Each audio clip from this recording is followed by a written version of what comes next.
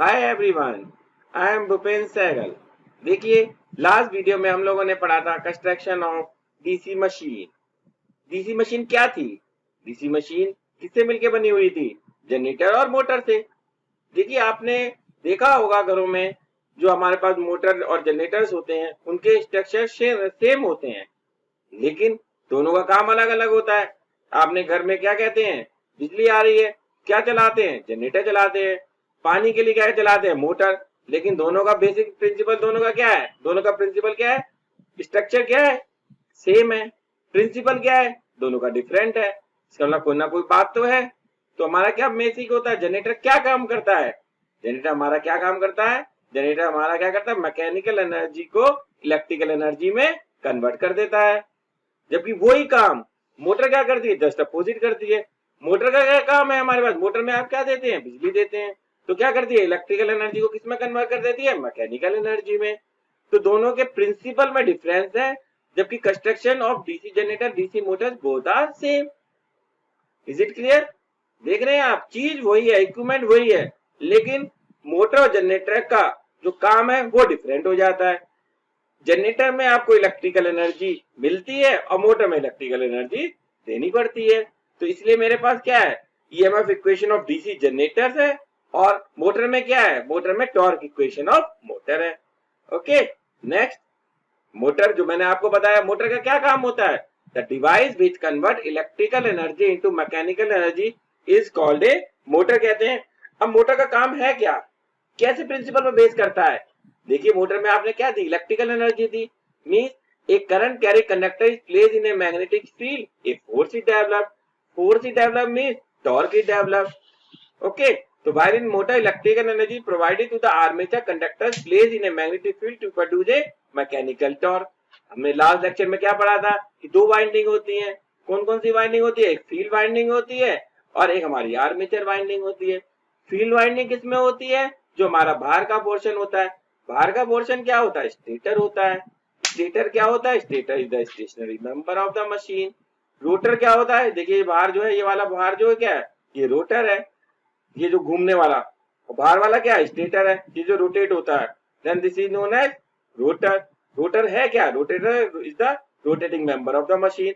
जो बाहर का जो पोर्शन होता है, जो जिसपे कौन सी वाइंडिंग होती है? Armature winding. वो हमारा कौन सा पोर्शन होता है? बता सकते हैं कौन सा पोर्शन होता है? This is known as armature winding. और देखिए, ये जो है, ये क्या चीज जा रही है? ये शेफ्ट है, this is known as shaft है। तो हमारे पास बेसिक प्रिंसिपल क्या हो गया? Electrical energy is converted to mechanical energy. किससे कन्वर्ट होती है? With the help of motor. Okay, same in the case of generator. अब देखिए, जनरेटर और मोटर की आप फिगर देख रहे हैं, दोनों की फिगर सेम थी। अब मैं पहचान नहीं सकता ये मोटर है जनरेटर है, बस उसका किस पे बेस होता है? प्रिंसिपल। प्रिंसिपल दोनों का अलग है। अब प्रिंसिपल क्या है? देखिए, the device which use to mechanical energy to electrical energy is known as generator.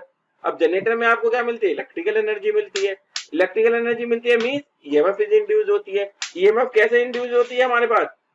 According to the Faraday law of electromagnetic induction, if there is a change in flux, अगर flux change होगा तो EMF induce होगी, और if the circuit is close then the current is flowing. Similarly in a generator, mechanical energy provided by prime mover. भाई, आपको mechanical energy देनी है तो आपको कोई ना कोई डिवाइस आपको लगाना पड़ेगा। वो डिवाइस हमारा क्या है? प्राइम मूवर है। प्राइम मूवर क्या हो सकता है? Diesel engine. Okay, this mechanical energy क्या करती है? रोटेट करती है armature of a generator in a magnetic field to get the electrical output. Same procedure है आपका कि आपने क्या किया है जनरेटर में? जनरेटर में आपने मैकेनिकल एनर्जी दी है, इलेक्ट्रिकल एनर्जी मिल गई है। मैकेनिकल एनर्जी आपने कैसे दी है? With the help of any prime mover. जब आपने इलेक्ट्रिकल एनर्जी दी तो चेंज इन फ्लक्स हुआ। चेंज इन फ्लक्स हुआ, ईएमएफ इंड्यूस हुई।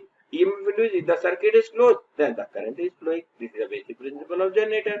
अब जो हमने जनरेटर पढ़ा, तो जो इलेक्ट्रिकल एनर्जी प्रोड्यूस हुई, जो ईएमएफ प्रोड्यूस हुई, उसकी वैल्यू क्या होगी, ये हम पढ़ने जा रहे हैं, which is very very important, जो आपके पेपर में, आपके एग्जामिनेशन पॉइंट ऑफ व्यू से मोस्ट इंपॉर्टेंट है। Parameters of DC generators. अब हम प्रूव करने जा रहे हैं EMF equation of generator. P क्या है? Number of field flux. Phi क्या है? Flux produce per pole in weber, total flux produce. Z क्या है? Total number of armature conductors. A क्या है, number of parallel path in armature, ये important है। फ्लक्स प्रोड्यूस पर पोल, एक पोल का फ्लक्स दे रखा 5, तो आपको नंबर ऑफ पैरेलल पाथ क्या होते हैं, टू टेक द आउटपुट। अब इसमें दो टाइप्स की वाइंडिंग्स होती हैं, इज इट क्लियर कर लीजिए। There are two types of armature winding, one is known as wave winding and another is known as lap winding. Okay, field winding तो आपकी किस में होती है, स्टेटर में होती है। जो रोटर में कौन सी होती है, armature winding. Armature, I repeat, there are two types of winding, one is for the wave winding, another for the lap winding. Okay, तो इसमें जो टेकिंग आउटपुट लेने के लिए जो पैरेलल पाथ बनते हैं, A equal to 2 for wave winding and A equal to P for the lap winding. So in a lap winding, conductors are connected such that the number of parallel paths are equal to the number of poles. जो parallel path बनते हैं वो कितने बनते हैं, number of poles के equal. Wave winding में जो होते हैं, the armature conductor provide two parallel paths to the armature current. Is it clear? A equal to 2 for the wave winding for taking the output and A equal to P for the lap winding. N क्या चीज है, N is the rotational speed of armature in revolution per minute. याद रखना है RPM, revolution per minute। जो आपका rotor rotate हो रहा है उसकी स्पीड कितनी है, N है। I repeat, P is the number of poles, phi is the flux per pole, Z is the total number of armature conductors। मैंने लास्ट वीडियो में बताया था आर्मेचर कंडक्टर्स क्या होते हैं। जो कंडक्टर स्लॉट में रखे जाते हैं उसे आर्मेचर कंडक्टर्स बोलते हैं, जो आर्मेचर स्लॉट में रखे जाते हैं। A क्या नंबर ऑफ पैरेलल पाथ है, A equal to 2 for the wave winding and A is equal to P for the lap winding. N क्या है, it is the speed of the rotor which in the revolution per minute. Next, average EMF generated per conductor is given by, वही आपने पढ़ा था minus N D phi by D T, minus के according तो Lenz law होता है। तो change in flux is known as average EMF.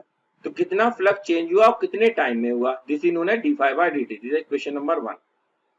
Now, flux cut by one conductor in one revolution. Total flux कितना कट हुआ, phi into p। क्योंकि reason क्या था, इसमें जो phi था फ्लक्स पर पोल था, तो टोटल फ्लक्स क्या हो गया, p से मल्टीप्लाई कर दिया, तो टोटल फ्लक्स क्या हो गया, phi into p। Next, number of revolution पर सेकेंड, एक सेकेंड में कितने रेवोल्यूशन हुए। ये n किस में था, आरपीएम में, तो डिवाइड बाय 60 कर दिया तो किसमें आ गया, रेवोल्यूशन पर सेकेंड। ठीक है, तो therefore time for one revolution, एक रेवोल्यूशन का कितना टाइम हुआ, ये क्या है, रेवोल्यूशन पर सेकेंड। एक सेकेंड में इतने रेवोल्यूशन होते हैं। ओके, तो वन रेवोल्यूशन का टाइम कितना हो गया, 60 बाय n सेकेंड। अब आपके पास डी फाई की वैल्यू आ गई, टोटल फ्लक्स की वैल्यू आ गई और टोटल टाइम आ गया, mean change in flux divide by change in time. तो from equation number 1, the EMF generated per conductor equal to d phi by dt। d phi की वैल्यू कितनी है हमारे पास, phi into p, put the value phi into p। dt की value क्या है, 60 by n। तो हमारे पास टोटल EMF जनरेटेड पर कंडक्टर, एक कंडक्टर की बात कर रहे हैं, नंबर ऑफ कंडक्टर तो आपके ज्यादा होते हैं, तो एक कंडक्टर जो होगा आर्मेचर कंडक्टर में एक वाइंडिंग होगी तो उसमें कितनी EMF इंड्यूस होगी, 5 pn by 60 वो। Is it clear. लेकिन हमारे पास तो आपको पता है, मैंने अभी बताया था कि हमारे पास जो वाइंडिंग्स होती है वो वेव होती है और लैप होती है। Next, give the equation number 2, give the EMF generated in one conductor of the generator. The EMF across the generator terminal is equal to the generated EMF across any parallel path. एक parallel path में जो EMF induce हो रही है पर parallel path, which is equal to 5 p n z by 60a। This is the EMF induce in one parallel path. जो EMF induce हो रही है वो एक पैरेलल पाथ में इतनी ईएमएफ इंड्यूस हो रही है। ठीक है, तो लैप वाइंडिंग में क्या होते हैं, नंबर ऑफ पैरेलल पाथ कितने होते हैं, equal to the number of poles. तो अब आपके ए की वैल्यू कितनी, मैंने अभी बताया था लैप वाइंडिंग में ए बराबर पी होता है, वेव वाइंडिंग में ए बराबर ए इक्वल टू 2 होता है। तो आप ए की वैल्यू रख दीजिए, पी रख दीजिए, तो आपका क्या आ गया, 5 p n z by 60 into p। Okay, this is the total EMF generated when armature is in the lap wound। अगर आर्मेचर मेरा लैप वाउंड होगा तो जिसमें ईएमएफ जनरेटेड होगी, this is equal to 5 pnz by 60 p। Is it clear. अब हमारे पास दो हैं, for wave winding number of parallel path कितने होते हैं, इक्वल टू 2। तो p इक्वल टू क्या हो गया हमारा, 2 हो गया। तो put the value of P equal to 2 की वैल्यू रख दीजिए। तो क्या होगा Eg equal to 5 by 120। A की वैल्यू कितनी है हमारी 2 इंटू 60 क्या हो गया 120। तो Eg equal to 5 by 120। Okay, तो हमारे पास जनरल फॉर्मूला क्या है, EMF generated in a DC generator equal to Eg equal to 5 क्या फ्लक्स पर पोल, P क्या नंबर ऑफ पोल्स, N क्या revolution in RPM, Z is the total number of armature conductors. ये आपका impedance नहीं है जो आपने electrical में पढ़ते हैं, this is the total armature conductor divide by 60 into A. 60 constant हो गया, ए क्या हो गया parallel path, A is equal to 2 for wave, A equal to P for lap. This is very very important. देखिए अब हम क्या पढ़ रहे हैं, torque equation of DC motor. अभी तक आपने जनरेटर पढ़ा था डीसी जनरेटर, अब हम डीसी मोटर पढ़ने जा रहे हैं। अब डीसी मोटर में क्या है, आप क्या देना चाह रहे हैं, आप क्या देते हैं इसमें इलेक्ट्रिकल एनर्जी। इलेक्ट्रिकल एनर्जी किस में कन्वर्ट होती है, आपकी मैकेनिकल एनर्जी में, मीन टॉर्क डेवलप होता है। तो उसी की हम इक्वेशन निकाल कैलकुलेट करना चाह रहे हैं कि डीसी मोटर की हमारी टॉर्क की इक्वेशन क्या होगी। When the armature conductor of a DC motor carry current in the presence of stator field flux, ये याद रखिएगा मैं क्या है स्टेटर फील्ड फ्लक्स। देखिए स्टेटर स्टेशनरी है लेकिन स्टेटर फील्ड फ्लक्स आपका रोटेटिंग पार्ट है। स्टेटर का फ्लक्स रोटेट करता है, स्टेटर रोटेट नहीं करता है। A mechanical torque is develop between the armature and the stator, एक मैकेनिकल टॉर्क डेवलप होगी। टॉर्क क्या होता है जो आपने फिजिक्स में भी पढ़ा होगा, torque is given by the product of force into perpendicular distance. इसमें परपेंडिकुलर डिस्टेंस क्या आ रही है हमारे पास, रेडियस आ रही है। F equal to force and R equal to the radius of the armature. ठीक है, तो work done by this force in one revolution, एक रेवोल्यूशन में कितना वर्क डन होगा, which is equal to the work done क्या होता है फोर्स इनटू डिस्टेंस। इसमें डिस्टेंस क्या आ रही है 2 पाई r। 2 पाई r होता क्या, circumference of the armature. This is the work done by this force in one revolution. कितना वर्क डन किया गया एक रेवोल्यूशन में, तो हमारे पास क्या निकल के आ गया F इंटू 2 पाई r। ठीक है, वर्क डन आ गया। अब हमारे पास निकालना है पावर। पावर क्या होती है, पावर डेवलप, कितनी पावर डेवलप हुई आर्मेचर में, power equal to work done upon time. Work done क्या है एक रेवोल्यूशन का, फोर्स इंटू सर्कमफ्रेंस जो आपने अभी कैलकुलेट किया 2 pi r into number of revolution. Number of revolution कितने हैं हमारे पास टोटल n है। टाइम कितना है डिवाइड बाय 60, क्योंकि वो जो आपने निकाला टाइम की वैल्यू, ये क्या है क्या जूल्स पर सेकेंड। हमारे पास पावर इक्वल टू क्या निकल के F into 2 pi r into number of revolution divide by 60 which equal to joules per second. Okay, this is equation number 1। अब देखिए उसके आगे बढ़ते हैं, ये F इंटू R क्या है, टॉर्क होता है 2 पाई n bye 60।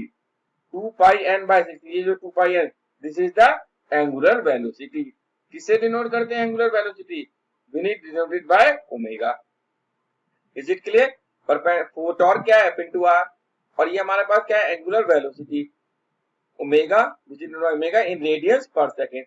Putting this value in the, अब ये जो आपकी वैल्यूज हैं ये ऊपर पुट कर दीजिए। इसके बाद पावर डेवलपमेंट, तो net power develop in the armature, armature में कितनी पावर डेवलप होगी, P equal to T into omega. देखिए F, ये रहा F और दिस इज R, ये क्या हो गया T, फिर रिमेनिंग क्या बचा 2 पाई n बाय 60। ये हमारा जो 2 पाई n बाय 60 निकला वो क्या निकला ओमेगा। तो power develop in the armature, you can say mechanical power develop in the armature equal to T into omega. जो मोटर मैकेनिकल पावर डेवलप कर रही है आर्मेचर में वो कितनी डेवलप कर रही है T into omega. Okay, joules per second unit. Next, तो आर्मेचर टॉर्क क्या निकल के आ गया, total armature torque, the power developed in the armature can be given as, or you can say this is the mechanical power developed by the armature TA into omega, ये हम निकाल चुके हैं TA into 2 pi n by 60। the mechanical power developed in the armature is converted from the electrical power। देखिए energy is always conserved, लिखा भी है, therefore mechanical power is equal to electrical power। Energy हमारी conserve होती है, कोई losses नहीं होती, means energy is always transfer from one form to another form, एक फॉर्म से दूसरे फॉर्म में होती है, कभी भी आपकी रिड्यूस नहीं होती है, बस कन्वर्जन इज पॉसिबल। तो आपने मैकेनिकल पावर को किस में कन्वर्ट किया है, इलेक्ट्रिकल पावर। तो आपकी मैकेनिकल पावर कितनी है TA into 2 pi n by 60 आप निकाल चुके हैं। What is the electrical energy in terms of mechanical, which is equal to EB into IA। ये EB क्या चीज है? देखिए मैं बता रहा EB। EB is known as back EMF और this is known as counter EMF।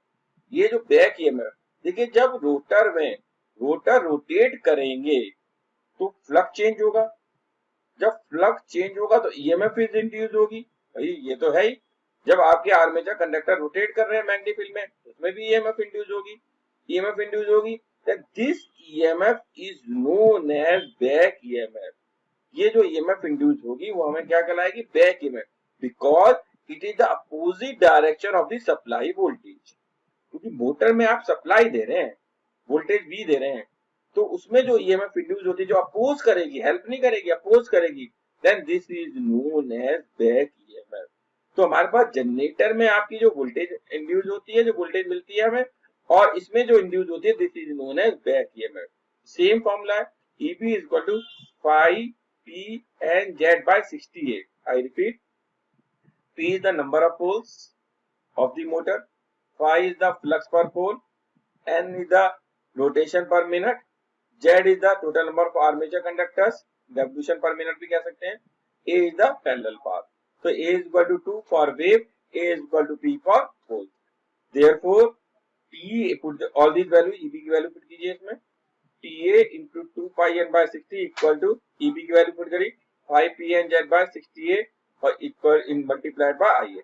इस EB की वैल्यू आपने इस इक्वेशन में पुट कर दी। EB हमारे पास इतना है। ओके, तो मेरे पास इक्वेशन आ गई TA into 2 pi n by 60 equal to P phi n Z by 68 into IA। Rearrange करी, क्योंकि हमें क्या निकालना है? आर्मेचर टॉर्क डेवलप निकालना है, TA की वैल्यू। तो हमने कर दिया P Z divide by 2 pi, this is the constant part.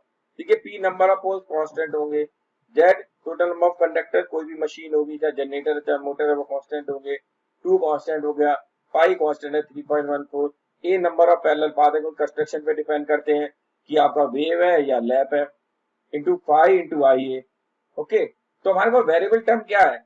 Variable flux है और आर्मेचर करंट है, तो फ्लक्स भी वेरी होगा, क्योंकि फ्लक्स किस पे डिपेंड करता है? हमारे लोड पे, करंट पे, लोड करंट पे। जब करंट वेरी होगा तो फ्लक्स भी वेरी होगा। भाई अगर मोटर है, मोटर में आपने करंट दिया तो फील्ड प्रोड्यूस हुआ, फील्ड किस पे डिपेंड कर रहा है? करंट पे। करंट वेरिएबल है तो फ्लक्स भी वेरिएबल है। सिमिलरली आर्मेचर करंट भी वेरिएबल है, तो then this term is constant is for DC machine. Therefore armature torque is directly proportional to the product of flux and armature current. तो armature torque किस पे depend करता है? Which is proportional to phi into IA। देखिए हमारे पास केवल DC जो armature torque जो डेवलप हुआ है उसमें दो ही वेरिएबल टर्म है, या तो फ्लक्स है या फिर IA है। तो this is equation is very very important. देखिए इसी से सारी मशीन काम होती है, शंट हो गई, सीरीज हो गई, ओके, क्यूमुलेटिव कंपाउंड हो गई, डिफरेंशियली कंपाउंड डीसी मोटर्स हो गई, सब काम इसी से ही होता है। देखिए मैं एक आपको बता देता क्वेश्चन, जैसे हम आगे भी वीडियो में पढ़ेंगे। देखिए शंट मोटर में फ्लक्स कांस्टेंट होता है, अगर हमारे शंट मोटर में फ्लक्स कांस्टेंट होता है तो torque is proportional to IA हो गया, दिस इज द लीनियर। जबकि सीरीज मोटर, सीरीज वर्ड पता लगा, सीरीज मोटर में फ्लक्स किस पे डिपेंड करता है? करंट पे। और सीरीज मोटर है तो करंट, फील्ड लोड करंट और आर्मेचर करंट क्या होंगे? दोनों सेम। तो टॉर्क प्रोपोर्शनल टू क्या हो जाएगा? IA square. देखिए जो सीरीज मोटर जो यूज होती है वो कहाँ यूज होती है? जिसमें ज्यादा टॉर्क डेवलप होता है, जैसे आपकी क्रेन्स हो गई, लिफ्ट हो गई, वहां पे सीरीज मोटर यूज की जाती है।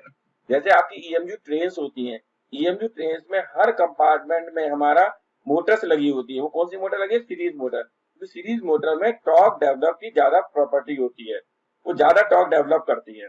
ओके, तो जहाँ ज्यादा टॉर्क डेवलप चाहिए वहां पे हम लोग सीरीज मोटर यूज करते हैं। ओके, शंट मोटर कहाँ यूज करते हैं? जहां पे हमें कांस्टेंट टॉर्क चाहिए। Okay, torque is proportional to phi into IA। तो जैसे आपकी लेथ मशीन होती है वहां शंट मोटर आपकी यूज की जाती है। Is it clear?